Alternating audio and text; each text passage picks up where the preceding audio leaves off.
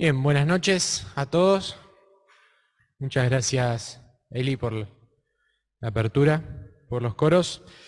Y esta noche vamos a estar viendo y estudiando un poco sobre una ley que es muy o era muy importante para el pueblo hebreo, muy presente en el Antiguo Testamento. Ahí ya la están viendo. Pero más presente aún en el Nuevo Testamento y también muy importante para cada uno de nosotros que no formábamos parte de este primer pueblo escogido por Dios. Esta es la ley, como verán ahí, del pariente cercano y redentor. Y el pariente más cercano es una figura muy importante, como decía antes, es una posición que tiene una de las personas en base a la otra por medio de un parentesco de compartir la misma sangre. A este se lo denominaba en el término hebreo como Goel, como dice ahí. Y tenía ciertos privilegios y también tenía ciertas responsabilidades. Por ejemplo, una de estas era que era el deber del Goel, el tema de la venganza de sangre, cuando para vengar a la víctima cuando fue asesinada eh, por un asesinato doloso, con intenciones de asesinar, y otras cuestiones que vamos a ver más adelante con el paso del mensaje. Este término Goel se traduce normalmente se traduce como redentor. El redentor es el Goel. Y viene de un verbo que es Gaal, que significa liberar. Entonces, más o menos significa esto, redentor, libertador. Y el gran ejemplo práctico de esta ley, la gran aplicación de esta ley, que eh, a muchos se le vendrá a la cabeza ya, es en la vida, en la historia de Ruth. En Ruth, vamos a buscar Ruth capítulo 2, no vamos a leer toda la historia, sino que la vamos a ir mencionando y vamos a ir viendo algunas cosas. Pero dice Ruth 2, 19. Ruth 2, 19 dice, y le dijo su suegra, ¿dónde has espigado hoy y dónde has trabajado? Bendito sea el que te ha reconocido. Y contó ella a su suegra con quien había trabajado, y dijo, el nombre del varón con quien hoy he trabajado es vos. Y dijo Noemí a su nuera, versículo 20, sea él bendito de Jehová, pues que no ha rehusado a los vivos, perdón porque no estoy viendo bien. Y dijo Noemí a su nuera, sea él bendito de Jehová, pues que no ha rehusado a los vivos la benevolencia que tuvo para con los que han muerto. Después le dijo Noemí, nuestro pariente es aquel varón, y uno de los que pueden redimirnos. Noemí se había quedado viuda, Noemí había perdido a sus dos hijos, Noemí en el camino también había perdido, en algún sentido, a una nuera también, que la había dejado, pero sin embargo sabemos que Ruth la acompañó a Noemí hasta Belén, y es allí donde se encuentra a este hombre llamado Boz. Boz era un hombre rico, un hombre que tenía campos, era, en un vocabulario de hoy en día, era un hombre, todo un empresario. Pero aparte de todo eso, dice lo que leímos, Boz era un pariente. Era un pariente, él era, los versículos primeros dicen que era un pariente de Elimelec, que era el difunto esposo de Noemí. Y no solamente era pariente, sino que era uno de los que podía redimirlos, decía el versículo que acabamos de leer. Ahora vamos a dejar un momento la historia de Ruth en stand-by, la vamos a retomar un poquito más adelante, no vamos a leer mucho, sino que la vamos a ir comentando, la vamos a ir mencionando, una historia bastante conocida, y nos vamos a centrar en esto, la ley del pariente cercano. Esta ley se dividía en principio, se dividía en tres áreas distintas. el pariente cercano, el Goel, en cuanto a las viudas, en cuanto a la tierra, en cuanto a los terrenos, al territorio, y también en cuanto a los individuos. Vamos a ver primero en cuanto a las viudas. Vamos a buscar Deuteronomio 25.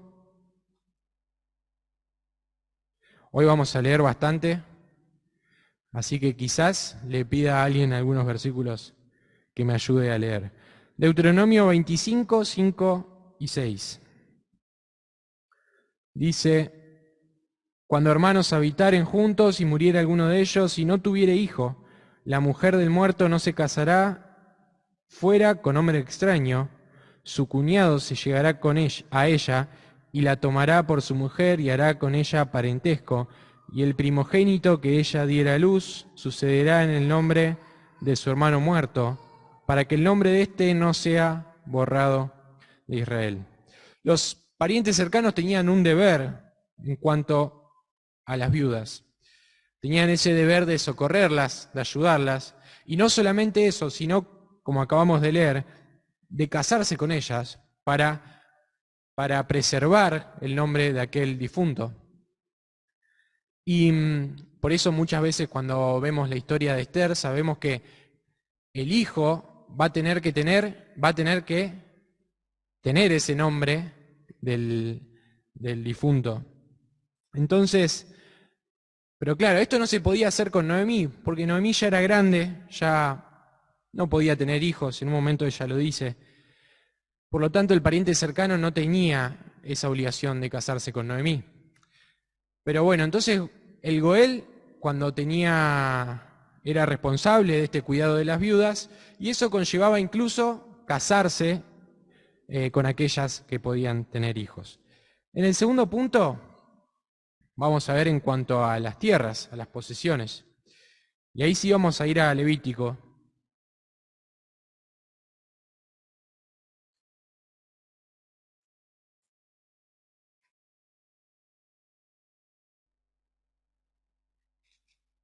Capítulo 25. Hoy vamos a ver mucho Levítico 25, prácticamente vamos a ir mencionando todo el capítulo, porque es donde está en mayor parte esto. Dice Levítico 25, versículos 23 y 24.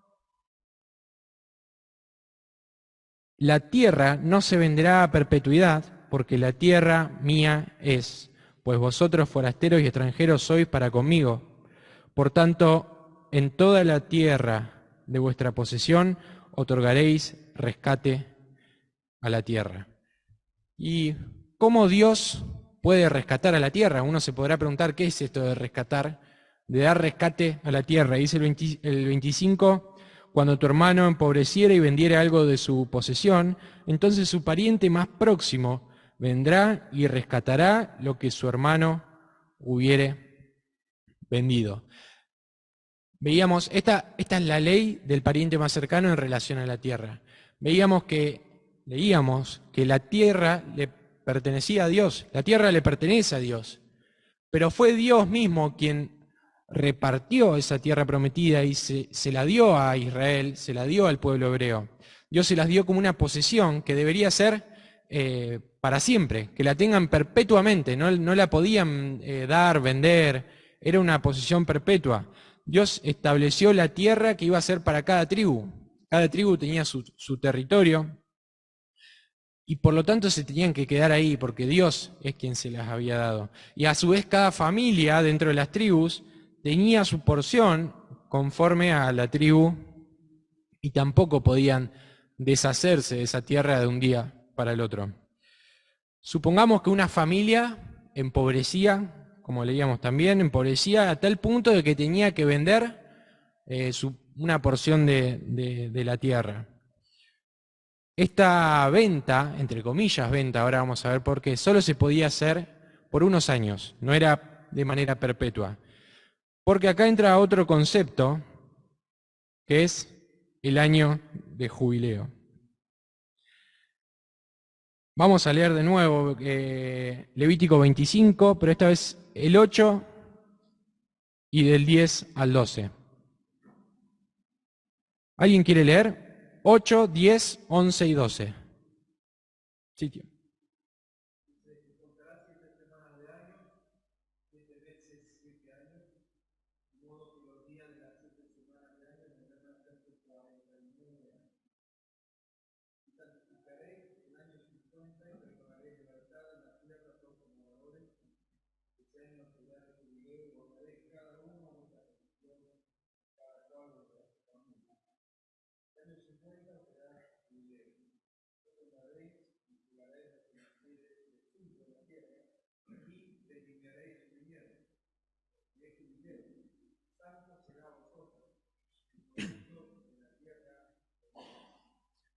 Gracias, tío. Este año de jubileo era una especie de paralelismo con el año sabático, que de hecho lo menciona o lo regula unos versículos antes. Era un año en el cual no se debía plantar, no se debía trabajar la tierra. Eran, como leíamos, 7 semanas de años. Esto por ahí es medio complicado, pero 7 semanas de años, una semana tiene 7 días. Una semana de años tendría 7 años. Y 7 semanas de años sería 7 semanas de 7 años, 7 por 7, 49. Entonces, pasaban esos 49 años, y una vez pasados esos 49 años, leíamos recién, santificaréis el año 50 y pregonaréis libertad en la tierra a todos sus moradores. Esta frase, pregonaréis libertad en la tierra a todos sus moradores, es una famosa frase célebre que tuvieron en cuenta los padres fundadores de Estados Unidos, y en la campana en esa foto tan famosa está escrito, pregonaréis la libertad en la tierra a todos sus moradores. Un dato de color. Pero vamos a leer ahora el versículo 13 al 17, lo voy a leer yo. ¿Qué es lo que pasaba? ¿Qué pasaba cuando venía este año de jubileo? Dice, en este año de jubileo volveréis cada uno a vuestra posesión, y cuando vendiereis algo a vuestro prójimo, o comprareis de mano de vuestro prójimo, no engañe ninguno a su hermano. Conforme al número de años después del jubileo comprarás de tu prójimo, conforme al número de los años de los frutos, te vendrá él a ti. Cuanto mayor fuere el número de los años, aumentarás el precio, y cuanto menor fuere el número, disminuirás el precio, porque según el número de las cosechas te venderá él. Y no engañe ninguno a su prójimo, sino temed a vuestro Dios, porque yo soy Jehová, vuestro Dios. Entonces, esto era lo que pasaba cuando llegaba este año de jubileo. Cada uno tenía que volver a su posición. Cada uno tenía que volver a la tierra que le corresponde. Esta perpetuidad de la tierra que hablábamos antes, de la tierra de las tribus de Israel y de sus familias, no permitía vender de una forma real, por más que acá en la Biblia dice que se podía vender, no era una venta real para toda la vida, sino que era hasta el año del jubileo. Si quieren le podríamos decir, con términos un poco más modernos y más simplificados, que era una especie de alquiler, una especie de alguna otra cosa que te doy la tierra hasta el año del jubileo y después la vuelvo a recuperar. Si yo tenía una propiedad, un ejemplo, si yo tenía una propiedad y la vendía faltando un año para el jubileo, obviamente el precio de esa propiedad iba a ser muy bajo, porque iba a pasar un año, la iba a tener un año y la iba a recuperar sin necesidad de pagar nada a cambio. Y si yo tenía una propiedad y la quería vender y el año pasado fue jubileo, obviamente el precio de esa propiedad va a ser mucho mayor, porque el que la compre va a tener esa tierra durante 49 años y la va a producir hasta el año del jubileo. Esto es que dice de que calculaban en base a cuántos años faltaban, cuántas cosechas iban a tener, etc. Ahora, si aquel que vendió la tierra quería recuperarla antes del jubileo, le quedaba solamente una opción. ¿Qué es esto? La redención de la tierra, o también aparece en la Biblia como el rescate de la tierra.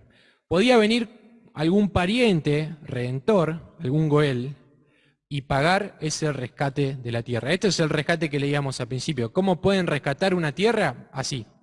Era el pariente que la compraba de nuevo. Obviamente también se hacían los cálculos, no la compraba al mismo precio, se calculaba de nuevo cuántos años faltaban para el jubileo y ahí se hacía otra valoración. Ahora, en la historia de Ruth, el pariente que era cercano, aún más cercano que vos, los que conocemos la historia, que seremos la mayoría, estaba dispuesto a comprar la tierra, estaba dispuesto a obtener esa tierra. Pero se detuvo en un instante cuando escuchó que aparte de la tierra, como si fuera de un mismo paquete que estuvieran hablando también, viene Ruth y también se tenía que casar con Ruth. Y todo eso era una protección que hacía la ley para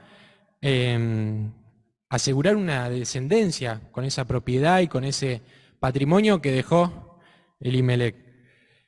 Y cuando este primer pariente cercano se niega, entonces ahí sí vos era el próximo redentor, y entonces acepta, como todos sabemos la historia, y lo hace no por conveniencia propia, sino que lo hace también por amor a Ruth y a su familia.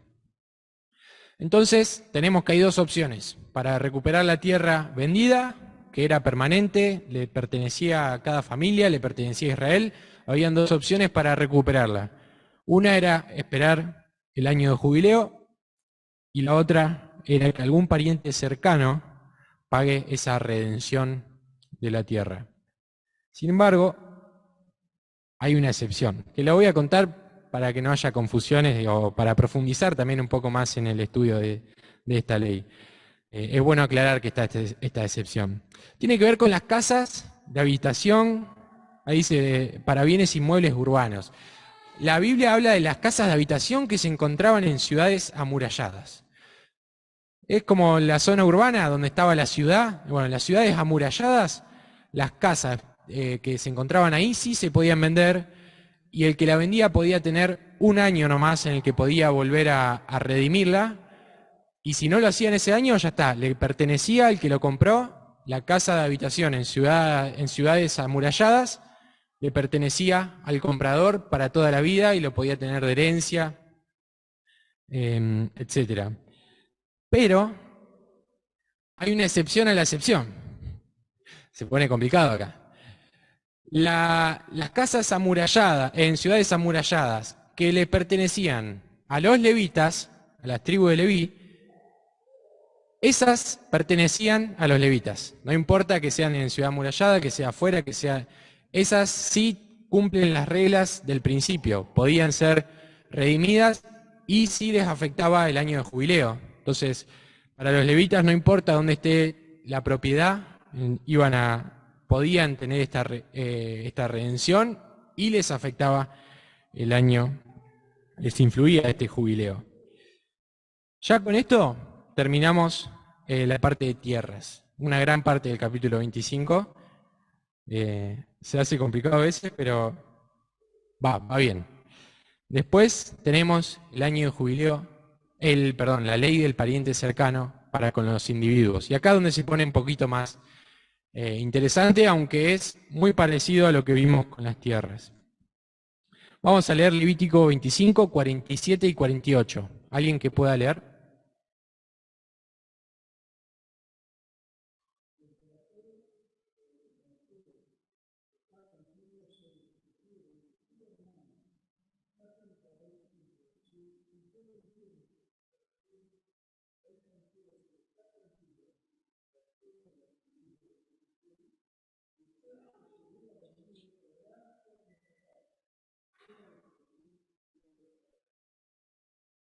Bien, gracias, tío. Si alguien se hacía tan pobre que no solamente tiene que vender su tierra, su territorio, sino también tiene que venderse a sí mismo como esclavo o a alguien de la familia como esclavo, solamente iba a tener que ser siervo hasta el año del jubileo, igual que con las tierras. O también podía esperar que venga un familiar, que venga a redimirlo y que compre su libertad. Pasa a ser un siervo, pasa a ser un esclavo y puede venir un familiar a redimirlo, a comprar su libertad. Ahora, ¿esto significa que no podían existir esclavos que sean para toda la vida? ¿Que no podían haber esclavos que, o sea, solo eran 49 años máximos los esclavos? La realidad es que no. Habían esclavos que eran para toda la vida. Esto que vimos, que leímos, solo se aplica al pueblo hebreo, que se sometían a vender por una cuestión de pobreza, por dinero, y se vendían a otros hebreos o a otros foráneos que estaban viviendo en ese lugar, pero que aún así debían cumplir con esta ley. Sin embargo, los esclavos se podían comprar, se podían vender libremente, siempre que no sean del parte del pueblo de Dios. Los esclavos extranjeros, los hijos de extranjeros, podían ser tenidos de por vida como esclavos, se podían dejar como herencia, sin ninguna restricción, más que las restricciones de tratarlos humanamente, que esto no está en Levítico 25, pero sí, si lo quieren buscar después, está en Éxodo, en el capítulo 20 y en el capítulo 21, menciona sobre que hay que tratar humanamente a los esclavos. Que había que tratar, hoy ya no. No estamos de acuerdo con eso. Ahora ya más o menos terminamos con todo el capítulo 25. Ya estamos bien interiorizados en lo que es esta ley. Tenemos toda la data que dice Levítico sobre esto. Y vamos a ver algunas exigencias legales y cómo se fueron cumpliendo con vos. La primera de ellas es que el redentor, como dice el título, debía ser pariente cercano. Es decir, que tenía que tener la misma sangre. En este caso de Ruth habían, o al menos mencionan, dos parientes cercanos, en el cual uno no quiso redimir, que era quien tenía la preferencia, y el otro, vos, fue el redentor tanto de Ruth, de Noemí, como también de las posesiones de Elimelec.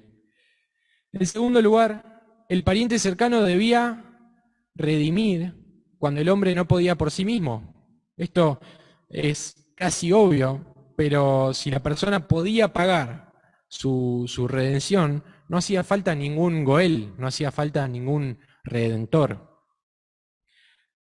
Ruth y Noemí, pensándolo, dos mujeres viudas, ¿cómo hubieran podido pagar por ese rescate?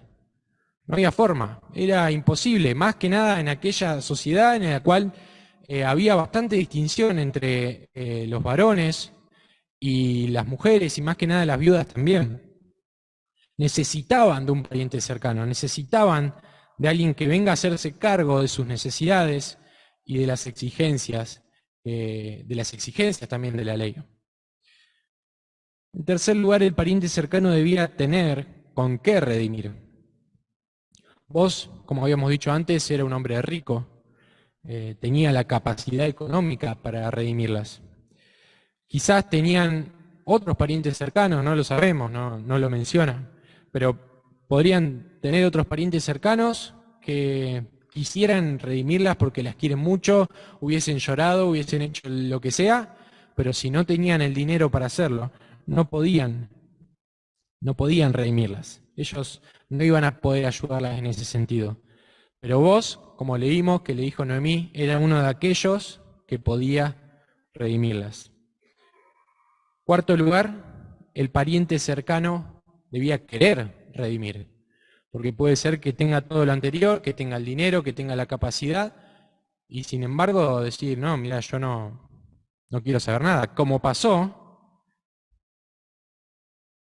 con uno de los parientes cercanos en la historia de Ruth, que sí, vio el negocio, las tierras, y dijo que quería comprarlo, pero ya cuando le dijeron que tenía que casarse, ya empezó a pensar en sus negocios también, en que iba a morigerar su herencia, que iba a lastimar su herencia, que ya dañaba sus intereses. Y de esta misma manera vos no estaba obligado de redimirlas. No era obligado a hacerlo. Él lo hizo por un acto voluntario. Lo hacía de una forma voluntaria y lo hacía por amor. Y por último lugar, el pariente cercano debía pagar totalmente por ese precio, por el precio del rescate. Debía hacerse ese cálculo que nombra acá la palabra, el cálculo minucioso de los años que faltaban hasta el jubileo, de los años de cosecha que tenía, y eso era necesario para que el siervo sea libre. No servían los medios pagos, tenían que pagar en su totalidad este precio. Y ahora vamos a relacionarlo un poquito. Siempre escuchamos que esta redención de vos con Ruth se asimila a la relación de Cristo con su iglesia. Ahí está, la relación de Cristo a su iglesia. Sabemos que vos es lo que se llama un tipo de Cristo. Se le dice un tipo de Cristo. Esto es un evento, una persona, un suceso que pasa en el Antiguo Testamento, una sombra que se conecta con una realidad cristológica. Es un anticipo de algo que va a ocurrir o que va a hacer Cristo más adelante en el Nuevo Testamento. Al igual que vos redime a Ruth, Cristo también redime a su iglesia. Ahí está la comparación. Vamos a leer en primera Timoteo 2, 6. Porque al igual que Ruth y que Noemí, nosotros también necesitamos ser redimidos. Necesitamos ser redimidos. Primera Timoteo 2, 6. ¿Quién lo puede leer?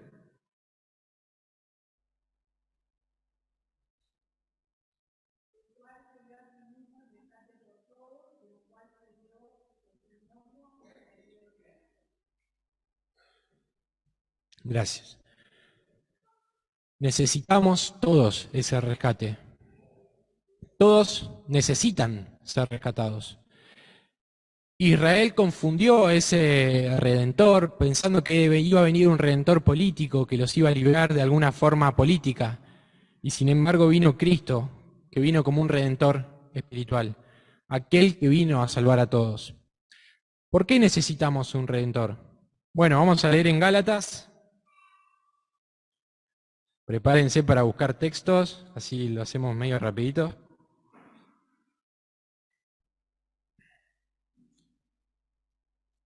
Gálatas 3:13, ¿lo sabemos?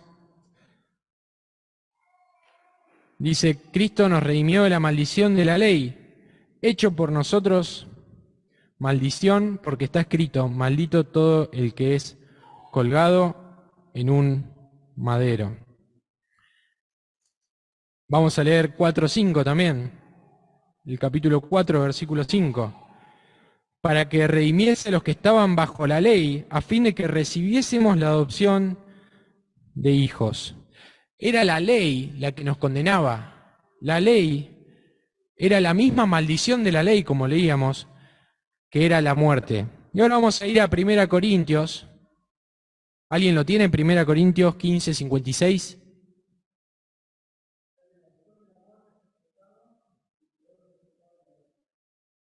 Bien, gracias, Eva. Desde el pecado originario, desde Adán y Eva, desde ese pecado, la humanidad ya entera quedó manchada bajo esta maldición. La humanidad entera no puede hacer nada contra la ley, nadie puede alcanzar la ley, es imposible. Por eso necesitamos un redentor, de alguien que pague el precio por nosotros, alguien que sea justo, alguien que sea sin manchas, y el único que podía hacerlo era Cristo. Ahora vimos por qué, ahora de qué tenemos que ser redimidos. Tito 2:14.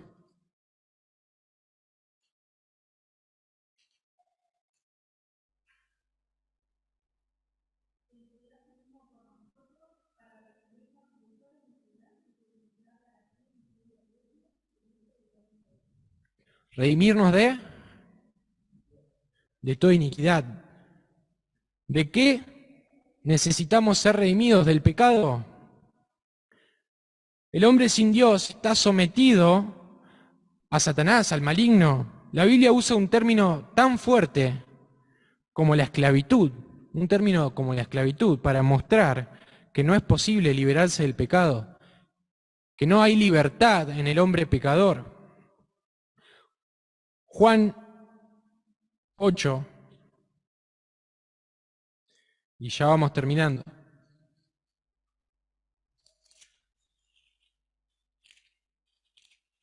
Juan 8, 34, voy a leer yo.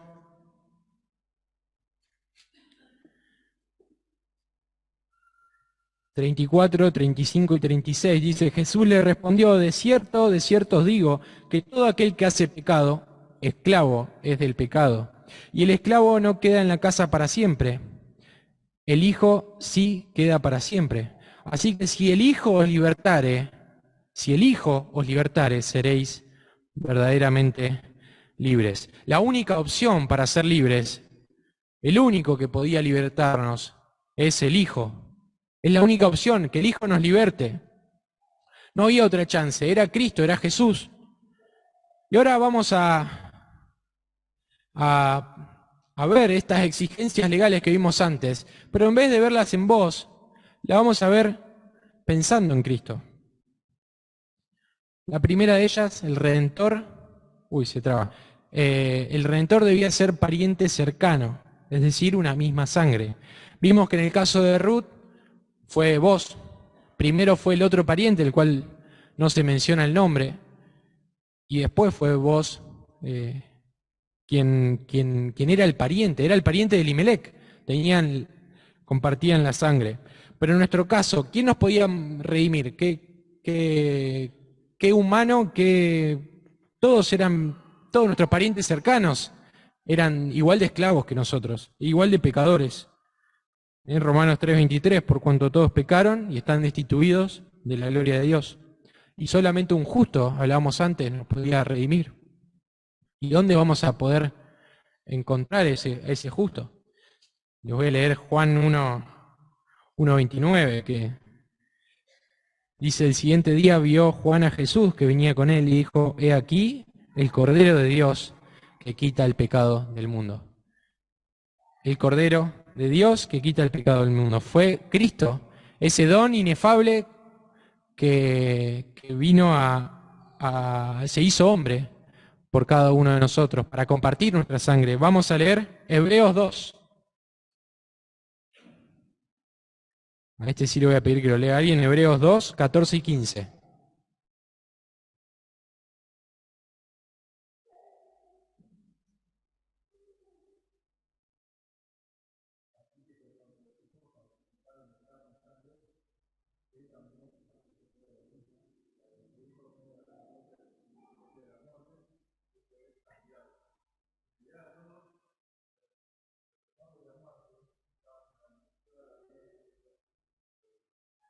Bien. Cristo tomó un cuerpo semejante al nuestro, parecido al nuestro, nada más que Él era sin pecado. Él no tenía ese pecado que nosotros sí. Y como hombre perfecto, pagó por el precio de nuestra redención, como muchas veces cantamos. Primera Pedro 1, 18 y 19 dice: fuisteis rescatados de vuestra vana manera de vivir, la cual recibisteis de vuestros padres, no con cosas corruptibles como oro o plata, sino con la sangre preciosa de Cristo, como de un cordero sin mancha y sin contaminación. Él se hizo hombre para salvarnos. Él se hizo nuestro pariente cercano. Y voy a leer la primera estrofa de un himno que yo al menos no lo conozco, que dice: Redentor, oh qué belleza, en tal título se ve, Cristo solo con certeza digno de llevarlo fue. Redentor, qué alegría tuyo ser. Me pareció muy lindo. Y ahora vamos a pasar al segundo punto. Ahí estaban todos los textos. El pariente cercano debía redimir cuando el hombre no podía por sí mismo. ¿Podía Cristo redimirnos? Es una pregunta que nos podríamos hacer. Claramente Cristo podría. ¿Podríamos nosotros redimirnos? Es la real pregunta que nos deberíamos hacer. No, nosotros no podíamos redimirnos. Dice Salmo 49, 7 y 8.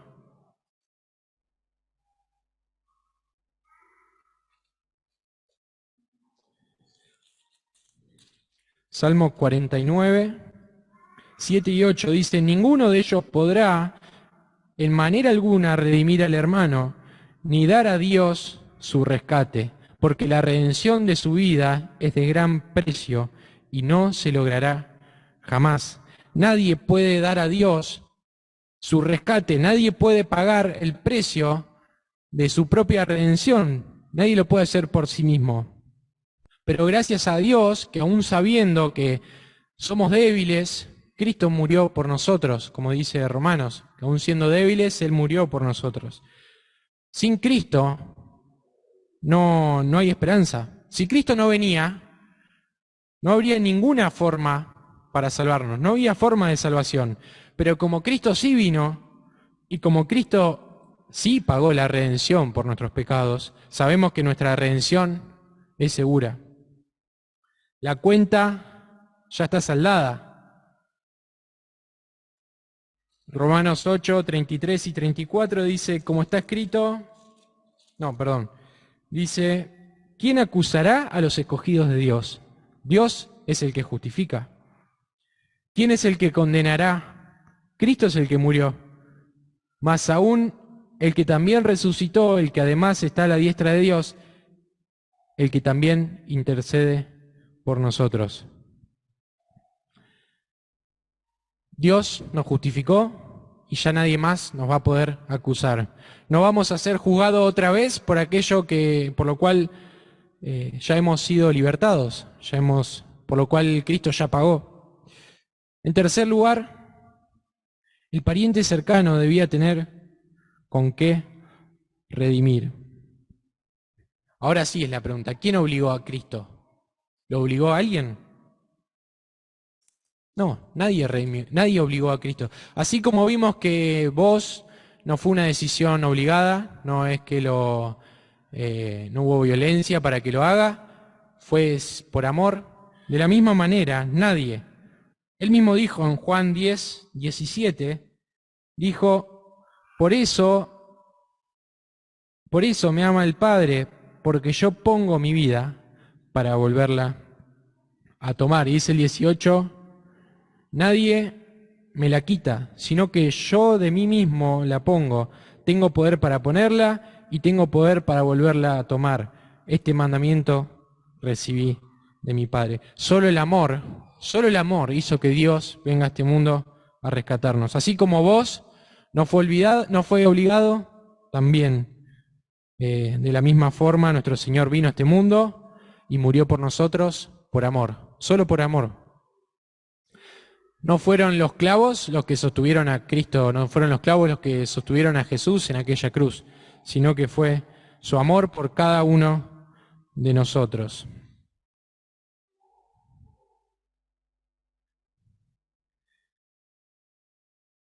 En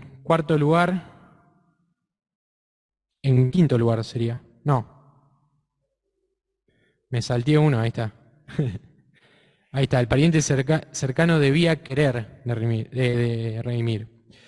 Y en último lugar, el pariente cercano debía pagar totalmente el precio del rescate. Cristo en la cruz pagó hasta lo último de ese precio que teníamos. En esa cruz Él gritó en la Biblia, como nos decía el tío en los últimos mensajes, que cuando hay paréntesis deberíamos gritarlo. Dice que dijo, consumado es, ya está, ya fue pagado. Entregó todo.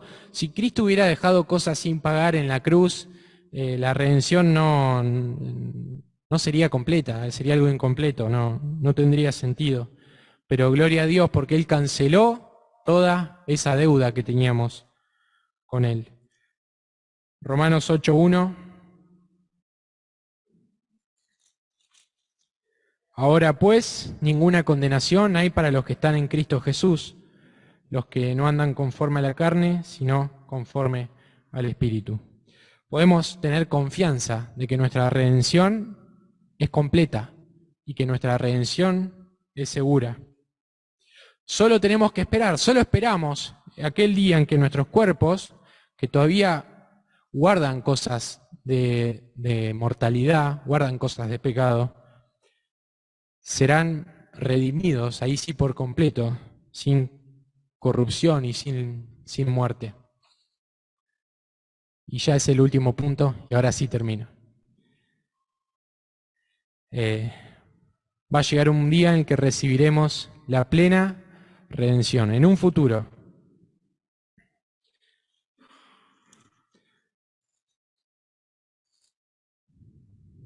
Efesios 1:14 dice, vamos a leer desde el 13, en él también vosotros, habiendo oído la palabra de verdad, el evangelio de vuestra salvación, y habiendo creído en él, fuisteis sellados con el Espíritu Santo de la promesa, que es las arras, la garantía de nuestra herencia hasta la redención de la posesión adquirida, la redención de la posesión adquirida para alabanza de su gloria. Tenemos una posesión adquirida, la cual está asegurada y será redimida para alabanza de su gloria. Capítulo 4, versículo 30. Y no contristéis al Espíritu Santo de Dios, con el cual fuisteis sellados para el día de la redención. Habla del día de la redención como en un futuro. Sin embargo, sabemos, no es que todavía no fuimos redimidos, sabemos que ya fuimos redimidos, ya está hecho, ya está pagado todo, no es que Cristo todavía no pagó, pero todavía no vemos todas las consecuencias. En el presente, esta redención a futuro de nuestro cuerpo, la disfrutamos quizás solo en derecho, todavía no vemos el pleno disfrute de esta redención. Estamos en una situación similar a un ejemplo de que yo compro una casa que está siendo alquilada. Yo la compré y nada más tengo que esperar a que la desocupen el día pactado, a que termine el contrato, el de alquiler, el de locación, y ya está. Significa, yo todavía no puedo gozar de esa casa, pero ya está pagada, ya es mía. Y si bien acá en el derecho terrenal pueden pasar un montón de cosas, nada funciona bien, quizás no ves la casa nunca, pero les puedo asegurar que en el derecho celestial, aquello que fue pagado, que ya está preparado para nosotros, no nos van a fallar. La situación es muy similar. Cristo ya finalizó, ya satisfizo el tribunal celestial, ese tribunal celestial que reclamaba esa ley, todos los reclamos de la ley, todos los reclamos de la justicia santa que tenía con nosotros, todo eso ya fue pagado. Y así redimió nuestras almas. Ese es el significado de la redención que veíamos en un principio. Ese mismo significado, nosotros estamos acostumbrados a pensar que primero el significado de la redención de Cristo en nosotros, porque es lo que más común vemos, pero quisieron usar esa palabra para denotar eso que estudiamos en un principio. Primero fue aquello, y después usaron eso para relacionarlo con Cristo. Todavía esperamos aquel momento en el cual se nos permitirá el pleno goce de su redención. Y el último versículo, Romanos 8:23. ¿Alguien lo tiene?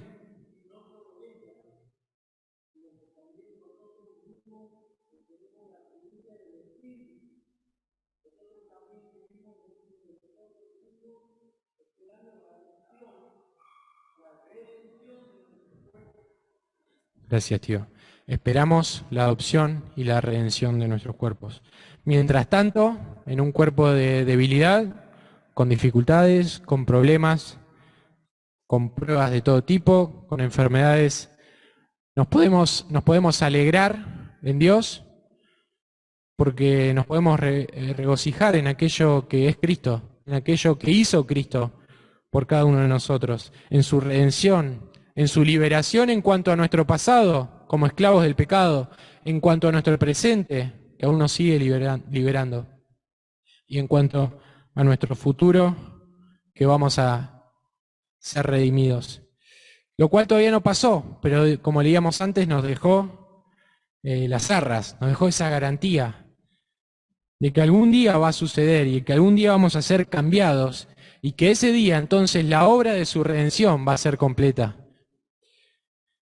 Si no les molesta, me gustaría que cantemos un himno, que es el himno 163.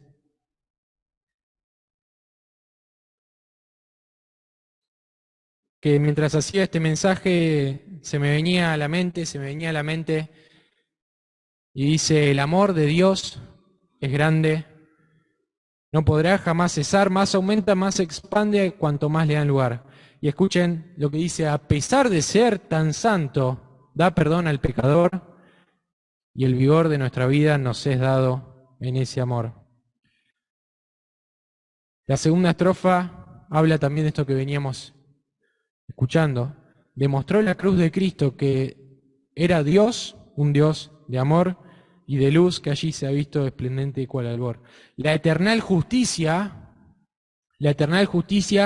hallaba en la cruz satisfacción. Él satisfizo la justicia, a la par que Dios mostraba su clemente corazón.